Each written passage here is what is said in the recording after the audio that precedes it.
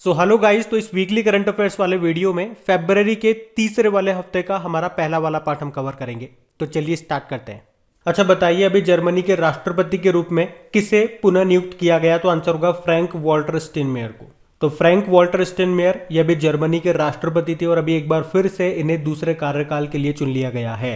अच्छा, अभी जर्मनी के नए वाइस चांसलर कौन बने थे, ये नाम ज्यादा इंपॉर्टेंट है। आंसर होगा ओलाफ स्कॉल्ज। एंजेला मर्केल की जगह लिए इन्होंने, तो इनका नाम ध्यान रखना। बाकी बारबाडोस की अभी फिर से प्रधानमंत्री बनी कौन? मिया मोटली। और बारबाडोस के पहले प्रेसिडेंट कौन बने? डेम सेंड्रा मैसन। और स्वीडन की पहली महिला प्रधानमंत्री बनी थी मैग्डलेना एंडरसन। और ट्यूनिशिया की पहली महिला प्रधानमंत्री बनी है नजला बोदेन। देखो, जर्मनी एक यूरोपियन कंट्री है जिसकी कैपिटल होती है बर्लिन, करेंसी है यूरो। और आपको बता दूं, इंटरनेशनल शूटिंग स्पोर्ट्स फेडरेशन का हेडक्वार्टर आपको यहीं पे मिलेगा, म्यूनिक जर्मनी में। अच्छा, दुनिया की पहली स्वचालित चालक रहित ट्रेन, सेल्फ ड्राइविंग ट्रेन, ये कहां पे शुरू हुई थी? तो आंसर होगा जर्मनी में। हमने पढ़ा था 2022 में G7 समिट की अध्यक्षता कौन करेगा? तो आंसर होगा जर्मनी। 2021 में की थी यूके ने। बढ़ते आगे।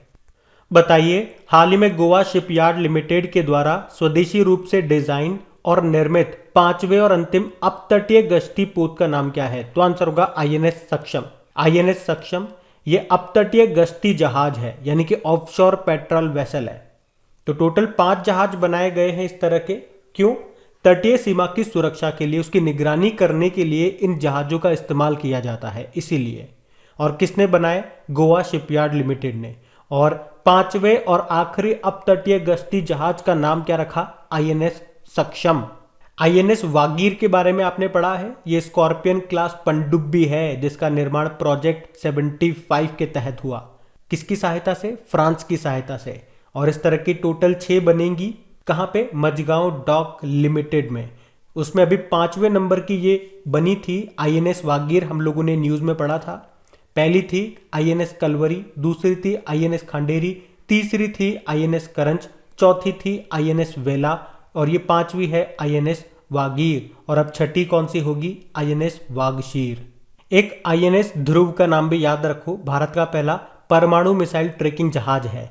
और आईएनएस विक्रांत ये भारत का पहला स्वदेशी विमान वाहक पोत है।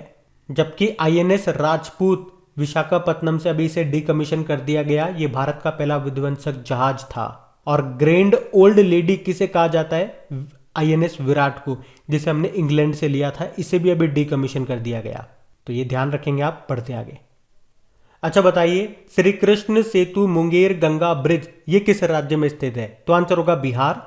तो मुंगेर गंगा पुल का उद्घाटन अभी बिहार के मुख्यमंत्री नीतीश कुमार और केंद्रीय सड़क परिवहन व राजमार्ग मंत्री नितिन गडकरी ने किया है। और इसका नाम राज्य के पहले मुख्यमंत्री श्री कृष्ण के नाम पे रखा गया। क्या रखा? श्री कृष्ण सेतु।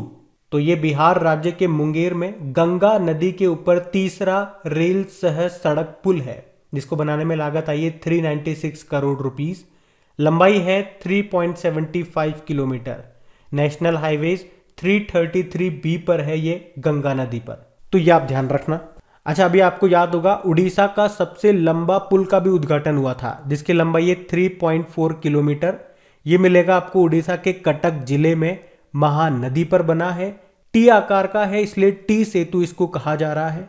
चलो, एक प्रश्न मेरा आप लोगों से रहेगा, राष्ट्रीय चावल अनुसंधान केंद्र कहां पर है और अंतरराष्ट्रीय चावल अनुसंधान केंद्र कहां पर है? इन दोनों का उत्तर दो। अच्छा, भारत का सबसे लंबा पुल कौन सा है? भूपेन हजारिका सेतु है। इसे डोला सादिया पुल भी कहा जाता है, जिसकी लंबाई है 9.15 किलोमीटर। यह असम और अरुणाचल प्रदेश को आपस में जोड़ता है, लोहित नदी पर यह बना हुआ है। जबकि भारत का सबसे लंबा रेल सह सड़क पुल यह है बोगी बील पुल, यह आपको असम में मिलेगा, जिसकी लंबाई है 4.94 किलोमीटर। ब्रह्मपुत्र नदी पर है ये। और अभी आपको याद होगा अटल टनल जो कि है हिमाचल प्रदेश में, इसको 10,000 फीट से अधिक ऊंचाई पर मौजूद दुनिया की सबसे लंबी टनल के लिए वर्ल्ड बुक ऑफ रिकॉर्ड्स में शामिल किया गया। हिमाचल प्रदेश में है ये। इसकी लंबाई कितनी है? 9.02 किलोमीटर है। तो ये सारे इंपॉर्टेंट फैक्ट्स मैंने आपको रिलेट करके बताया, इनको ध्यान रखना। बढ़ते आगे। अच्छा बताइए, अभी हाल ही में केंद्र सरकार ने कब तक कृषि क्षेत्र में डीजल को अक्षय ऊर्जा से बदलने का लक्ष्य रखा? तो आंसर होगा 2024। तो केंद्रीय ऊर्जा मंत्री हैं आर के सिंह। अभी उन्होंने कहा 2024 तक कृषि क्षेत्र डीजल से मुक्त हो जाएगा। मतलब अब डीजल के स्थान पर अक्षय ऊर्जा यानी कि रिन्यूएबल एनर्जी का उपयोग किया जाएगा। अक्षय ऊर्जा रिन्यूएबल एनर्जी के उदाहरण जैसे कि सोलर एनर्जी हो गया, विंड एनर्जी हो गया, जियोथर्मल एनर्जी वगैरह वगैरह। तो कब तक होगा? टारगेट कब का है? 2024 तक का है। अच्छा मुझे बताओ, भारत का ऊर्जा स्वतंत्र बनने का लक्ष्य कब का है? और इसी के साथ बताओ, भारत के कार्बन उत्सर्जन को जीरो करने का लक्ष्य ये कब का है? ये मैं आपको डेली करंट अफेयर्स वाले वीडियो में और रिवीजन वाले वीडियो में दोनों जगह बता चुका हूं। अब आप लोग बताओ। अच्छा, एक योजना आपने जरूर सुनी होगी, कुसुम योजना। इस योजना का उद्देश्य क्या है? किसानों की आय बढ़ाना और बिजली से चलने वाले कृषि यंत्रों को बिजली से न चलाकर सौर ऊर्जा से चलाने पर जोर देना। सौर ऊर्जा यानी कि सोलर एनर्जी। और अगर पूछा जाए ना आपसे एग्जाम में कि इस योजना के तहत पहला सौर ऊर्जा कृषि संयंत्र ये कहां पे स्थापित हुआ था? राजस्थान के भालोजी गांव में, जो कि है जयपुर में। अच्छा, वैसे 2024 से आप याद रख सकते हो, हमारे हर घर जल का लक्ष्य 2024 है। और हर घर जल वाला पहला राज्य कौन सा बन गया? गोवा बन गया। टीबी उन्मूलन का लक्ष्य कब का है? 2025 का है। वैसे मलेरिया खत्म करने का लक्ष्य हमारा 2030 है। और रेलवे ने कहा कि वो 2023 तक पूरी तरह से इलेक्ट्रीफाइड हो जाएगा और 2030 तक पूरी तरह से ग्रीन एनर्जी पर डिपेंडेंट हो जाएगा। और वैसे किसानों की आय को दोगुना करने का लक्ष्य कब का है? 2022 का। और 5 ट्रिलियन इकोनॉमी बनने का लक्ष्य ये 2024-25 का है। तो ये भी ध्यान रखेंगे आप पढ़ते आगे। इस प्रश्न में आपको बताना है किसे खादी और बिहार के अन्य हस्तशिल्प के ब्रांड एम्बेसडर बनाया गया? तो आंसर होगा मनोज तिवारी को। तो भोजपुरी गायक और भाजपा सांसद हैं मनोज तिवारी। इनको खादी और बिहार के अन्य हस्तशिल्प के लिए भोजपुरी गायक और भाजपा सांसद हैं मनोज तिवारी। अभी इनको खादी और बिहार के अन्य हस्तशिल्प के लिए ब्रांड एम्बेसडर बनाया गया है। तो इनका नाम याद रखेंगे। बढ़ते आगे। बताइए, फरवरी 2022 में किस राज्य में कैंसर की रोकथाम के लिए होप एक्सप्रेस शुरू करने की घोषणा की गई? तो आंसर होगा महाराष्ट्र। महाराष्ट्र के स्वास्थ्य मंत्री हैं राजेश टोपे। अभी उनके अनुसार राज्य में कैंसर की रोकथाम के लिए एक होप एक्सप्रेस शुरू की जाएगी और ये भारत में पहली ऐसी मशीन है। अच्छा, आप मुझे बताओ, वर्ल्ड कैंसर डे कब मनाया जाता है? 4 फरवरी को मनाया जाता है। और यहाँ पे होप एक्सप्रेस की बात हुई है तो यहां से भी लिंक करके 2 पॉइंट आपको याद कराऊंगा। एक होप मिशन है। यूनाइटेड अरब अमीरात ने अपना पहला मंगल मिशन यानी कि मार्स मिशन लॉन्च किया था, उसे कहा जाता है होप मिशन। और होप पोर्टल लॉन्च किया था उत्तराखंड ने बेरोजगार युवाओं की सहायता के लिए। होप पोर्टल लॉन्च किया था। यहाँ पे होप का मतलब हो गया हेल्पिंग आउट पीपल एवरीवेयर। तो ये याद रखना। बढ़ते आगे। बताइए, हाल ही में कौन भारत में 100% प्लास्टिक वेस्ट न्यूट्रल कंपनी बन गई है? तो आंसर होगा डाबर। तो आयुर्वेद उत्पाद निर्माता डाबर भारत में 100% प्लास्टिक वेस्ट न्यूट्रल कंपनी बन गई है। डाबर ने वित्त वर्ष 2021-22 के दौरान देश भर से लगभग 27,000 मैट्रिक टन प्लास्टिक वेस्ट इकट्ठा कर इसे प्रोसेस किया और रिसाइकल भी किया। अच्छा, आप मुझे बताओ, अभी किसने रिसाइकल्ड पीवीसी प्लास्टिक से बना भारत का पहला क्रेडिट कार्ड लॉन्च किया था? तो आंसर होगा HSBC इंडिया। और प्लास्टिक समझौता यानी कि प्लास्टिक पैक्ट शुरू करने वाला पहला एशियाई देश कौन सा बना था? भारत।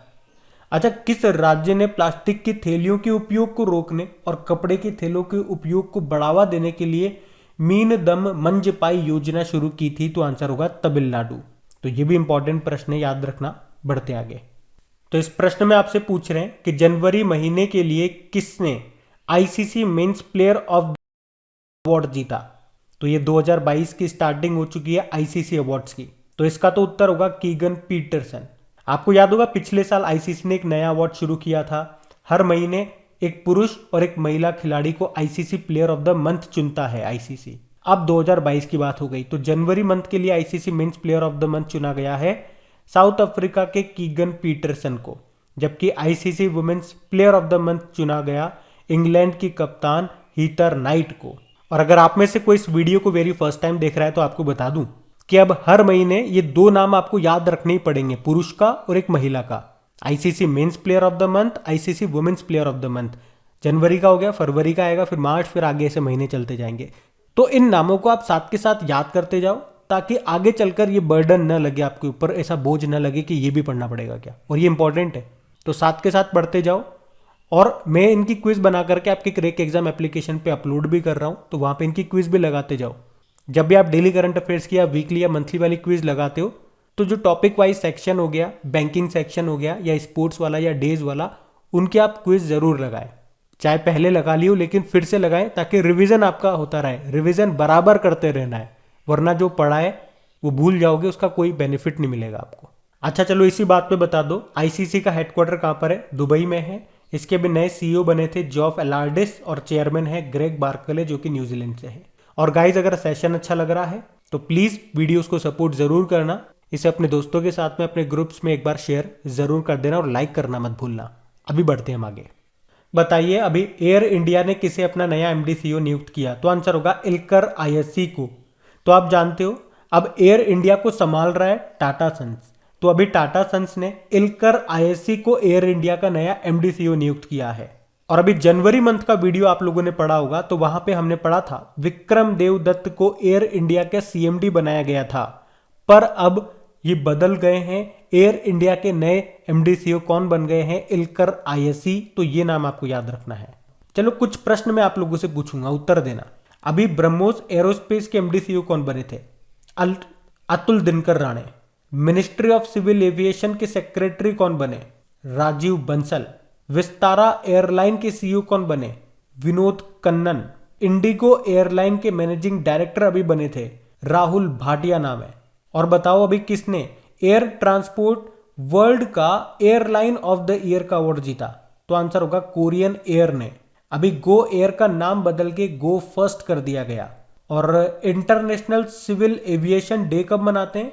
7 दिसंबर को। वैसे हमारे एविएशन मंत्री कौन है? ज्योतिरादित्य सिंधिया। बाकी एचपीसीएल के भी नए चेयरमैन बने थे पुष्प कुमार जोशी। इफ्को के नए चेयरमैन बने दिलीप संघानी। और उज्जीवन स्मॉल फाइनेंस बैंक के एमडी सीईओ बने इत्तिरा डेविस नाम है। तो ये सारे इंपॉर्टेंट पॉइंट्स मैंने आपको बताया, ध्यान रखना, बढ़ते आगे। अच्छा बताइए अभी institute of chartered accounts of India के नए अध्यक्ष कौन बने? तो आंसर होगा देवाशीष मित्रा। तो देवाशीष मित्रा, इनको वर्ष 2022-23 के लिए institute of chartered accounts of India का अध्यक्ष चुना गया है। इनके अलावा अनिकेत सुनील तलाटी को उपाध्यक्ष चुना गया। तो institute of chartered accounts of India ये दुनिया की दूसरी सबसे बड़ी अकाउंटिंग बॉडी है, यानी कि लेखा निकाय है। अच्छा बताओ नेशनल चार्टर्ड अकाउंट्स डे कब मनाते हैं? 1 जुलाई को। और अभी विक्रम साराभाई स्पेस सेंटर के डायरेक्टर बने कौन? डॉक्टर उन्नी कृष्णन। और एनसीईआरटी के डायरेक्टर कौन है? दिनेश प्रसाद सकलानी है। और insolvency and bankruptcy board of India के कौन अध्यक्ष? रवि मित्तल है। तो ये नाम भी ध्यान रखेंगे, बढ़ते आगे। बताइए कृषि नेटवर्क एप्लीकेशन ने किसे अपना ब्रांड एम्बेसडर बनाया? तो आंसर होगा पंकज त्रिपाठी को। तो एग्रीटेक ऐप कृषि नेटवर्क चलाने वाली कंपनी एग्रीटेक प्राइवेट लिमिटेड ने पंकज त्रिपाठी को अपना ब्रांड एम्बेसडर बनाया है, ताकि इस एप्लीकेशन तक किसानों की पहुंच बनाई जा सके। ध्यान रखना, ये बढ़ते आगे। तो इसमें आपको बताना है अभी किस मंत्रालय ने देश की सबसे बड़ी कुश्ती अकादमी स्थापित करने की मंजूरी दी? तो आंसर होगा रेल मंत्रालय। तो अभी रेल मंत्रालय ने भारतीय रेलवे किशनगंज दिल्ली में एक अत्याधुनिक कुश्ती अकादमी यानी कि रेसलिंग अकेडमी स्थापित करने की मंजूरी दी है। ये जो कुश्ती अकादमी है ये भारत में सबसे बड़ी होगी और देश में कुश्ती के खेल को बढ़ावा देने के लिए उन्नत प्रशिक्षण सुविधाओं से लैस होगी। तो ये अकेडमी खिलाड़ियों को बेहतरीन खेल सुविधाएं मुहैया कराएगी और आने वाले समय में कई उभरते पहलवानों को चैंपियन बनने का मौका देगी। देखो कुश्ती से आपको याद आएगा भी टोक्यो ओलंपिक 2020 में बजरंग पूनिया ने ब्रोंज मेडल जीता था और रवि दहिया, इनका संबंध भी कुश्ती से ही है, इन्होंने जीता था सिल्वर मेडल। अच्छा, ओलंपिक में पदक जीतने वाले पहले भारतीय कौन है? ये मैं आपसे इसलिए पूछ रहा हूं क्योंकि इनका संबंध भी कुश्ती से ही है, पहलवानी है ये भी। नाम है केडी जाधव। 1952 के हेलसिंकी ओलंपिक में ब्रोंज जीता था उन्होंने। और अगर आपसे प्रश्न पूछा जाता कि ओलंपिक में पदक जीतने वाली पहली भारतीय महिला, तो महिला तो कर्णम मल्लेश्वरी हैं, वो वेट लिफ्टर है। सन 2000 के सिडनी ओलंपिक में ब्रोंज जीता था उन्होंने। अच्छा, वर्तमान में रेल मंत्री कौन है? अश्विनी वैष्णव हैं। और पहले कौन थे? जॉन मथाई। अबे रेलवे बोर्ड के नए चेयरमैन और सीईओ कौन बन गए? विनय कुमार त्रिपाठी बन गए। और जब भी इनका नाम आता है, एक नाम मैंने आपको लिंक करके याद करवाया है, विनय कुमार सक्सेना, केवीआईसी के अध्यक्ष हैं। अच्छा, रेलवे किस राज्य में दुनिया का सबसे ऊंचा पुल बना रहा है? तो आंसर होगा मणिपुर में। तो ये ध्यान रखना। बढ़ते हैं आगे। बताइए हाल ही में जारी नवी यूएस ग्रीन बिल्डिंग काउंसिल में भारत कौन से स्थान पर है? तो आंसर होगा तीसरे। तो अभी यूएस ग्रीन बिल्डिंग काउंसिल ने 2021 में leadership in energy and environmental design के लिए यूएस के बाहर टॉप 10 देशों की नवी रैंकिंग जारी की है, जिसमें भारत 146 परियोजनाओं के साथ तीसरे स्थान पर है। इसमें टॉप पे कौन है? चाइना 1077 परियोजनाओं के साथ चाइना टॉप पर है। फिर कनाडा 205 परियोजनाओं के साथ दूसरे स्थान पर है। फिर भारत तीसरे स्थान पर है। अच्छा, यूएस ग्रीन बिल्डिंग काउंसिल का हेडक्वार्टर कहाँ पर है? ये है वॉशिंगटन डीसी में। अच्छा, इसी तरह से अगर आपसे पूछा जाए कि लोकतंत्र सूचकांक 2021 आया था, डेमोक्रेसी इंडेक्स 2021, जिसको किसने जारी किया? इकोनॉमिस्ट इंटेलिजेंस यूनिट ने। तो उसमें भारत 46 पे है, टॉप पे है नॉर्वे। फिर एक ग्लोबल डिजिटल स्किल्स इंडेक्स 2021, इसको जारी किया सेल्फोर्स नाम की कंपनी ने, और इसमें भारत पहले स्थान पे था। एक भ्रष्टाचार धारणा सूचकांक 2021 आया था, करप्शन परसेप्शन इंडेक्स 2021, जिसको जारी करता है ट्रांसपेरेंसी इंटरनेशनल। इसमें भारत 85 नंबर पे था। किसने जारी किया? मैंने बता दिया आपको, ट्रांसपेरेंसी इंटरनेशनल ने। अच्छा, भारत का पहला क्रिप्टो करेंसी इंडेक्स भी तो आया था, IC15 नाम से। किसने जारी किया इसको? क्रिप्टो वायर ने। तो ये भी ध्यान रखिएगा। बढ़ते आगे। बताइए अंतरराष्ट्रीय चाइल्डहुड कैंसर डे कब मनाया गया? तो आंसर होगा 15 फरवरी को। तो ये दिन बच्चों में घातक बीमारी के खतरे और प्रभाव को उजागर करता है। इसे पहली बार सन 2002 में चाइल्डहुड कैंसर इंटरनेशनल के द्वारा मनाया जाता है। इसकी इस बार की थीम क्या है? बेहतर जीवन रक्षा। देखो, कैंसर से रिलेटेड कुछ पॉइंट्स, एक होता है वर्ल्ड कैंसर डे जो 4 फरवरी को होता है, उसकी थीम थी क्लोज द केयर गैप। एक होता है नेशनल कैंसर अवेयरनेस डे, वो होता है 7 नवंबर को। और कैंसर के ऊपर एक बुक भी आई है, गैस्ट्रिक कैंसर नाम की, जिसको लिखा है डॉक्टर अशोक के वेद ने। अच्छा, कैंसर की स्टडी ऑफ कैंसर को कहते हैं ऑन्कोलॉजी। और किस राज्य में कैंसर के बचाव के लिए होप एक्सप्रेस की घोषणा की गई? तो आंसर होगा महाराष्ट्र। तो ये ध्यान रखेंगे आप। बढ़ते आगे। फिर बताइए अभी किसे सीबीएसई का नया अध्यक्ष बनाया गया? तो आंसर होगा विनीत जोशी को। तो विनीत जोशी जो कि वर्तमान में शिक्षा मंत्रालय के अतिरिक्त सचिव है और राष्ट्रीय परीक्षण एजेंसी के महानिदेशक भी हैं, और अभी उनको सीबीएसई का नया अध्यक्ष भी बना दिया गया है। उन्होंने किनका स्थान लिया? मनोज आहूजा का। और आप जानते होंगे मनोज आहूजा अभी क्या बने?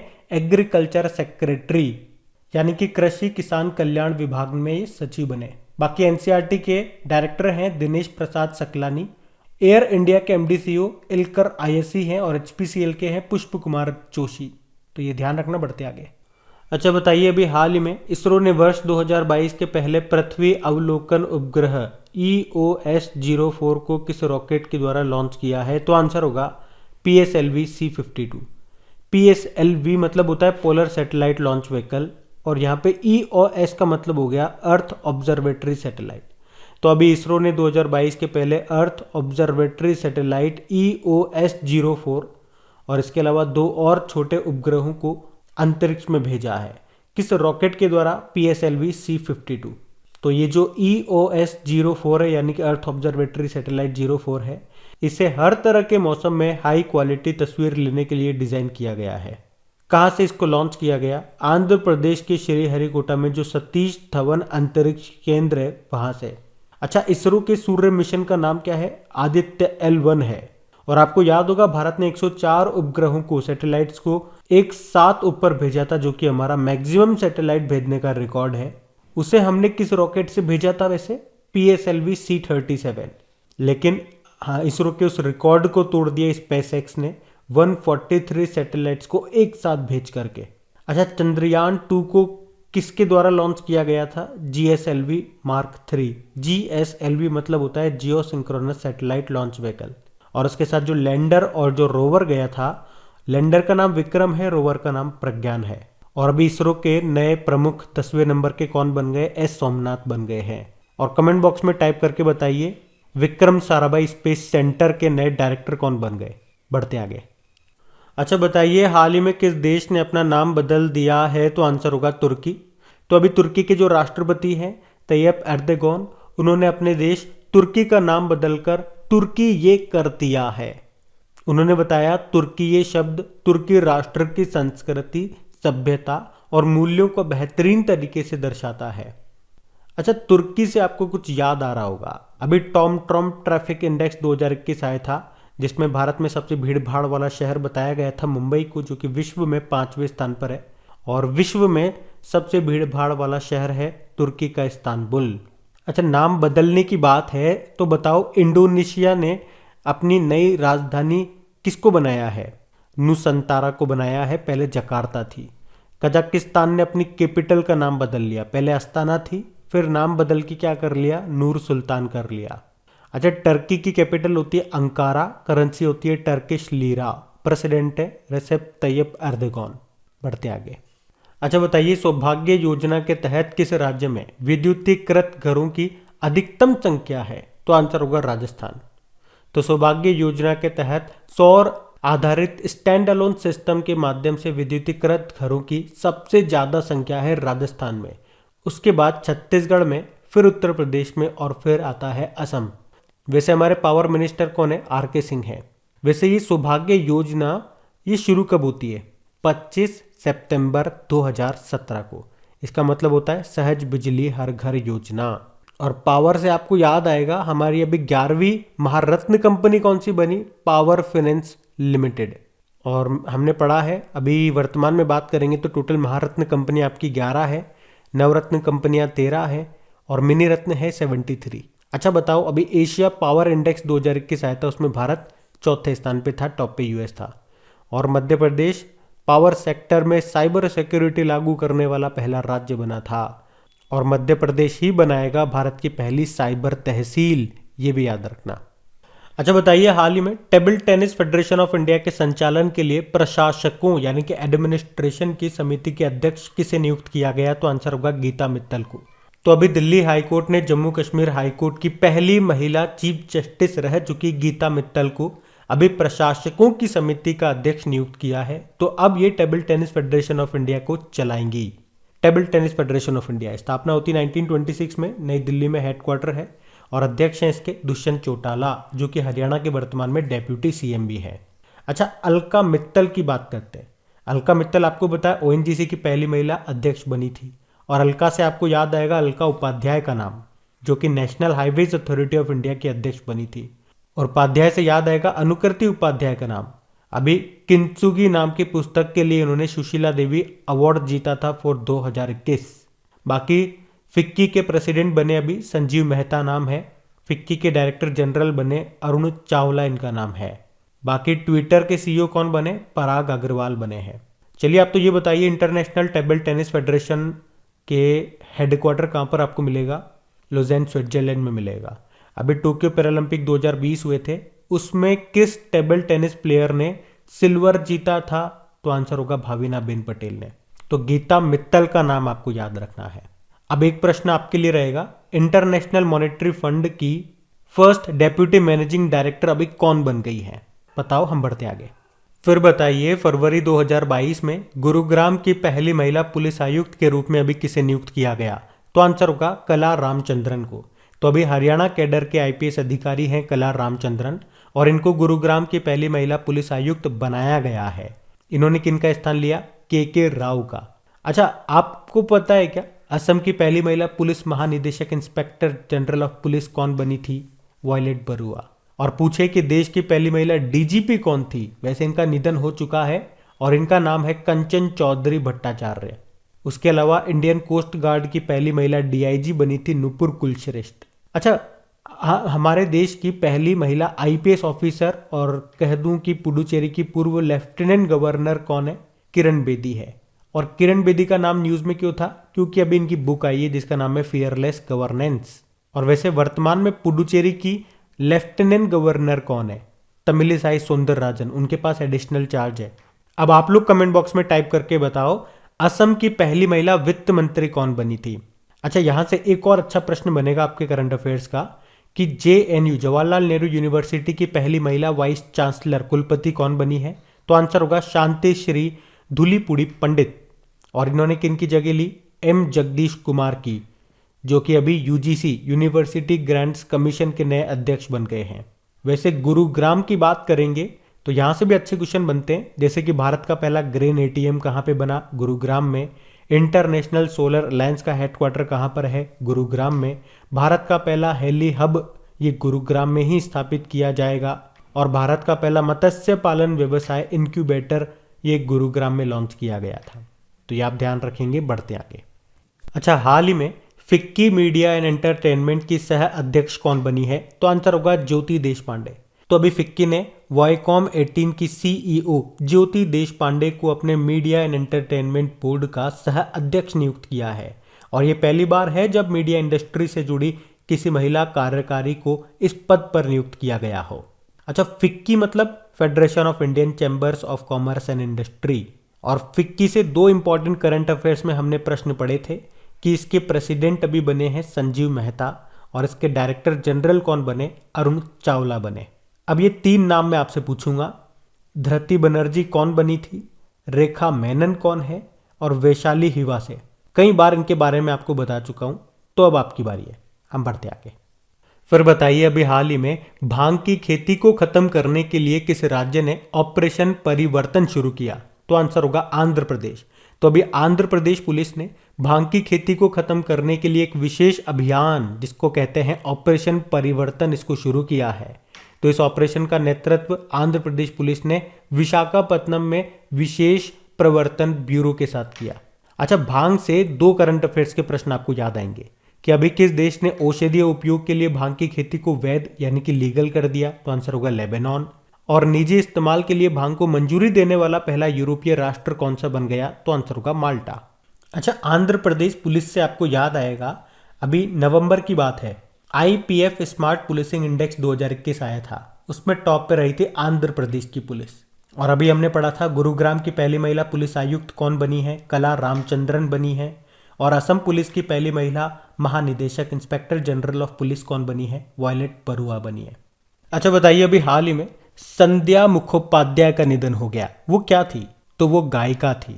और इनका नाम पहले भी हम लोग पढ़ चुके हैं। आपको याद होगा जब हमने पद्म पुरस्कारों के बारे में पढ़ा था, तब दो नामों को मैंने अलग से आपको बताया था जिन्होंने ये सम्मान लेने से मना कर दिया था। कुछ याद आया?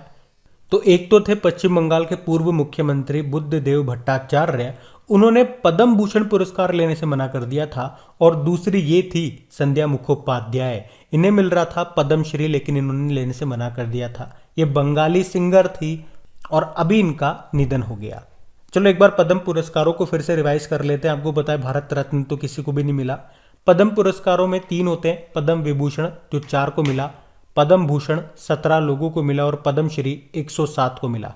जिसमें पद्म विभूषण की बात करते हैं, पहले 4 लोगों के नाम आपको याद रखने ही रखने हैं।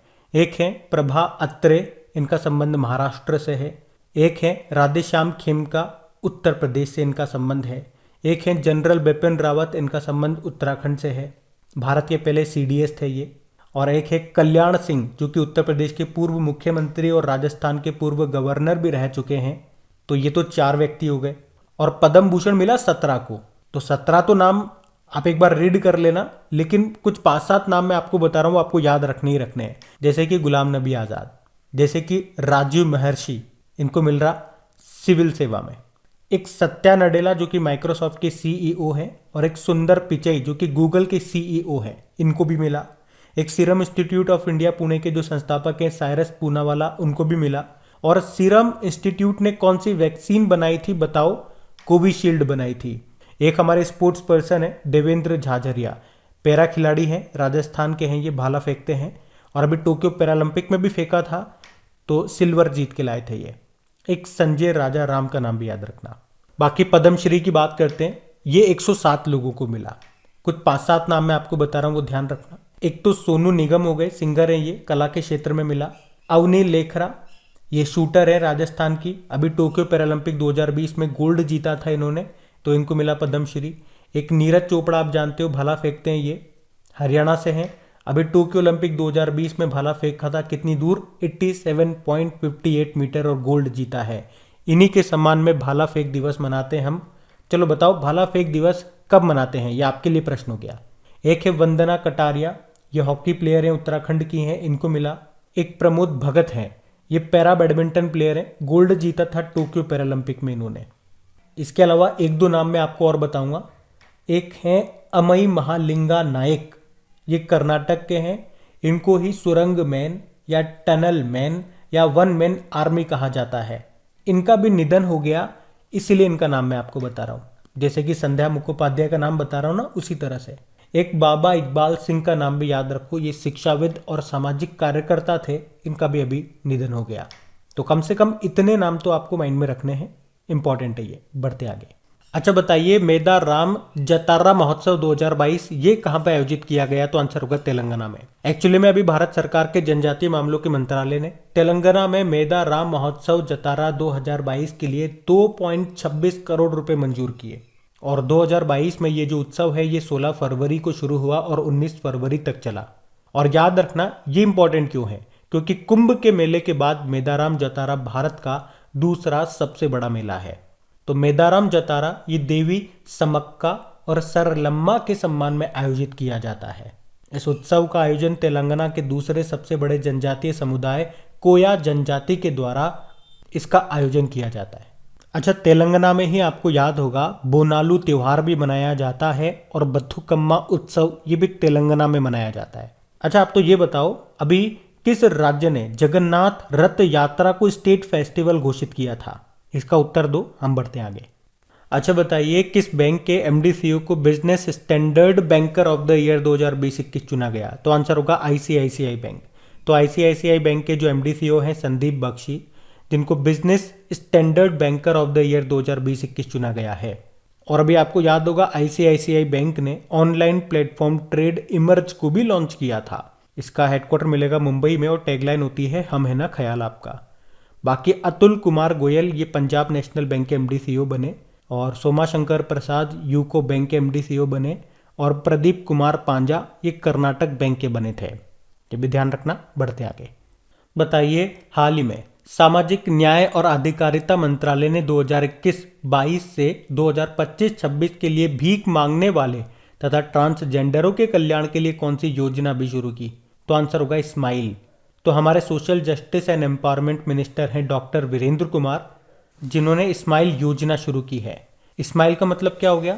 Support for marginalised individuals for livelihood and enterprise, जिसका उद्देश्य है ट्रांसजेंडर समुदाय और भीख मांगने के कार्य में लगे लोगों को कल्याणकारी उपाय प्रदान करना। तो मंत्रालय ने 2021-22 से 2025-26 तक 5 सालों के लिए योजना के लिए 365 करोड़ रुपए आवंटित किए हैं। अच्छा, आपको याद होगा एमएसएमई मंत्रालय ने, माइक्रो स्मॉल मीडियम एंटरप्राइजेज मंत्रालय ने उद्यमिता को बढ़ावा देने के लिए, युवाओं की भागीदारी को बढ़ावा देने के लिए ये संभव नाम से एक जन जागरूकता कार्यक्रम शुरू किया था। वैसे एमएसएमई मंत्री कौन है? नारायण रणे। और अभी नीति आयोग ने ये समृद्ध पहल को शुरू किया था, जिसका उद्देश्य है ग्रामीण और आदिवासी क्षेत्रों में कमजोर आबादी के लिए सस्ती और गुणवत्तापूर्ण स्वास्थ्य सेवा में सुधार करना। अच्छा, एक प्रश्न का उत्तर आप लोग दोगे अब, भारत की पहली ट्रांसजेंडर यूनिवर्सिटी ये कहाँ पे बन रही है? उसके अलावा अभी पाकिस्तान की पहली ट्रांसजेंडर डॉक्टर कौन बनी थी? सारा गिल। और अभी आपको याद होगा भारत सरकार ने ट्रांसजेंडर व्यक्तियों के लिए गरिमा गृह स्थापित किया, कहाँ पे? वडोदरा, गुजरात में। भारत का पहला ट्रांसजेंडर कम्युनिटी डेस्क कहाँ पे खुला? तेलंगाना में। बताइए, हाल ही में किसने पंचतंत्र पर पहला रंगीन स्मारक सिक्का लॉन्च किया? तो आंसर होगा वित्त मंत्री। हमारे वित्त मंत्री कौन है? निर्मला सीतारमन है। अभी उन्होंने security printing and minting corporation of India limited के 17वें स्थापना दिवस के अवसर पर पंचतंत्र पर पहला रंगीन स्मारक सिक्का लॉन्च किया है। अच्छा, अभी आपको याद होगा हमने एक प्रश्न पढ़ा था, चलिए आप ही बताइए। अभी security printing and minting corporation of India limited ने कहां पर नई बैंक नोट प्रिंटिंग लाइन स्थापित की है? तो आंसर होगा महाराष्ट्र के नासिक में और मध्य प्रदेश के देवास में। और अगर आपसे पूछा जाए कि भारत में कितनी बैंक नोट प्रिंटिंग प्रेस है, तो आंसर होगा 4 है। कहाँ कहाँ पे? महाराष्ट्र के नासिक में, मध्य प्रदेश के देवास में और कर्नाटक के मैसूर में और पश्चिम बंगाल के सलबोनी में। टकसाल ये कितने हैं? 4 हैं। टकसाल मतलब जहाँ पे सिक्के बनते हैं। 4 कहाँ पर है? मुंबई, कोलकाता, हैदराबाद और नोएडा। चलो आप मुझे बताइए, 2 रुपये का जो नोट है उस पर किसका चित्र अंकित है? तो मंगलयान का। 500 रुपये के नोट पे लाल किले का, 200 रुपये के नोट पे सांची का स्तूप का, 100 रुपये के नोट पे रानी की वाव है, 50 रुपये के नोट पे हम्पी मंदिर है। ये कहाँ पर है? कर्नाटक में है, तुंगभद्रा नदी के किनारे।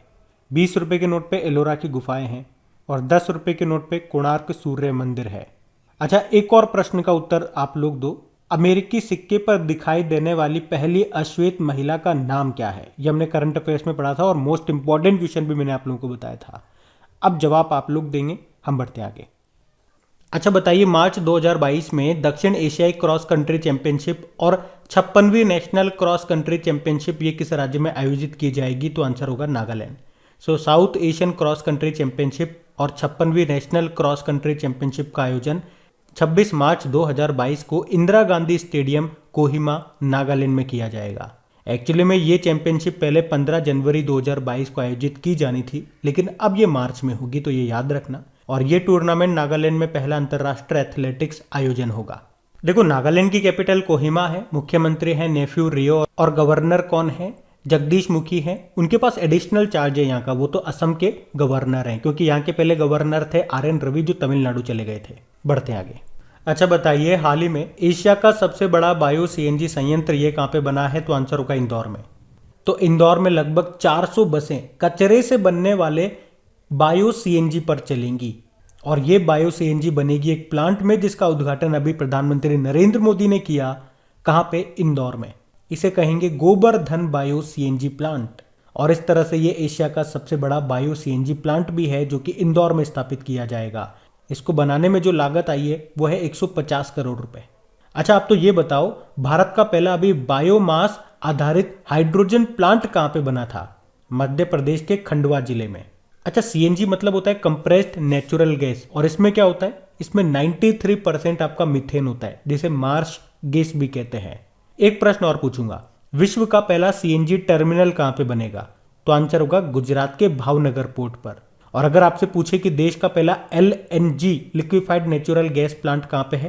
तो आंसर होगा नागपुर में, जिसका उद्घाटन किया था हमारे सड़क व परिवहन मंत्री नितिन गडकरी ने। उनका निर्वाचन क्षेत्र भी वैसे नागपुर ही है। और LPG की भी बात कर लेते हैं, लिक्विफाइड पेट्रोलियम गैस। इसमें क्या क्या होता है? ब्यूटेन और प्रोपेन होती है। और LPG में से जो स्मेल आती है ना, पंजेंट स्मेल आती है, आपने घर में देखा होगा, रोटन एग की सड़े हुए अंडे जैसी स्मेल आती है, तो उसके लिए क्या मिलाया जाता है? Ethyl mercaptan. और भोपाल गैस ट्रेजेडी से भी प्रश्न बनता है एग्जाम में कि उसमें जो गैस लीक हुई थी कौन सी थी? मिथाइल आइसोसाइनेट थी। वो घटना है 1984 की, और उस कंपनी का नाम है यूनियन कार्बाइड। अच्छा, इंदौर में ही याद रखना, लता मंगेशकर संगीत अकादमी भी बनेगी, और उन्हें, लता मंगेशकर को भारत रत्न कब मिला था? सन 2001 में। और फॉरेस्ट एरिया के हिसाब से पहले नंबर पे कौन सा राज्य है, यानी कि वन क्षेत्रफल सबसे ज़्यादा कहाँ पर है? मध्य प्रदेश में है। सबसे ज़्यादा टाइगर भी आपको यहीं पे मिलेंगे, ध्यान रखना। बढ़ते आगे। फिर बताइए, भारत के बाहर UPI भुगतान प्रणाली अपनाने वाला पहला देश कौन सा बन गया है? तो आंसर होगा नेपाल। तो याद रखना कि नेपाल जो है ये भारत की UPI सिस्टम को अपनाने वाला पहला देश बन गया है। तो NPCI यानी कि national payment corporation of India, international payments limited ने नेपाल में सेवाएं देवा। तो याद रखना कि नेपाल भारत की UPI सिस्टम को अपनाने वाला पहला देश बन गया है। तो NPCI इंटरनेशनल पेमेंट्स लिमिटेड ने नेपाल में सेवाएं देने के लिए गेटवे पेमेंट सर्विसेज और मनम इन्फोटेक के साथ हाथ मिलाया है। मनम इन्फोटेक ये नेपाल में UPI को लागू करेगा, तो इससे नेपाल के लोगों के लिए सुविधा बढ़ेगी और डिजिटल ट्रांजैक्शन को बढ़ावा मिलेगा।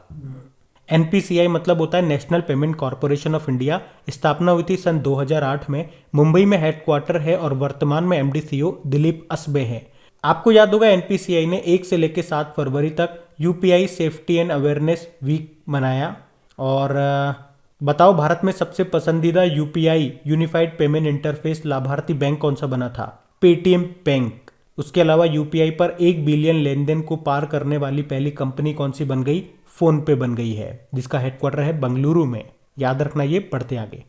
फरवरी 2022 में किसने भारत की टेबल टेनिस खिलाड़ी मनिका बत्रा को बोर्ड में शामिल किया? तो आंसर होगा adidas ने। तो अभी adidas ने भारत की जो टेबल टेनिस प्लेयर है मनिका बत्रा, उनके साथ एक समझौता किया है, और ये समझौता महिलाओं को सशक्त बनाने पर केंद्रित है। मनिका बत्रा की बात करेंगे तो कॉमनवेल्थ गेम्स में टेबल टेनिस में गोल्ड जीतने वाली पहली भारतीय महिला है ये।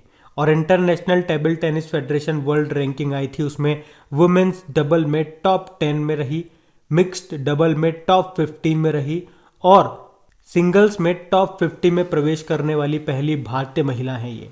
और टेबल टेनिस से एक प्रश्न आपको याद आता होगा, table tennis federation of India के संचालन के लिए प्रशासकों यानी कि एडमिनिस्ट्रेटर्स की समिति की अध्यक्ष कौन बनी है? गीता मित्तल बनी है।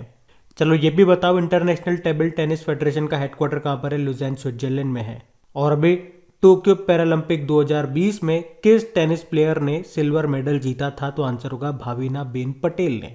बढ़ते आगे, बताइए हाल ही में देश की समुद्री सुरक्षा को मजबूत करने वाले भारत के पहले समुद्री सुरक्षा समन्वयक यानी कि नेशनल मैरीटाइम सिक्योरिटी कोऑर्डिनेटर के रूप में अभी किसे नियुक्त किया गया है? तो आंसर होगा जी अशोक कुमार को। तो अभी सरकार ने देश की समुद्री सुरक्षा को मजबूत करने के लिए retired vice admiral G Ashok Kumar को भारत का पहला राष्ट्रीय समुद्री सुरक्षा समन्वयक यानी कि नेशनल मैरीटाइम सिक्योरिटी कोऑर्डिनेटर नियुक्त किया है। वे नौसेना के पूर्व उप प्रमुख हैं और वे अब नेशनल सिक्योरिटी एडवाइजर जो है अजीत डोभाल उनकी अध्यक्षता में राष्ट्रीय सुरक्षा परिषद सचिवालय के साथ कोऑर्डिनेशन पर काम करेंगे।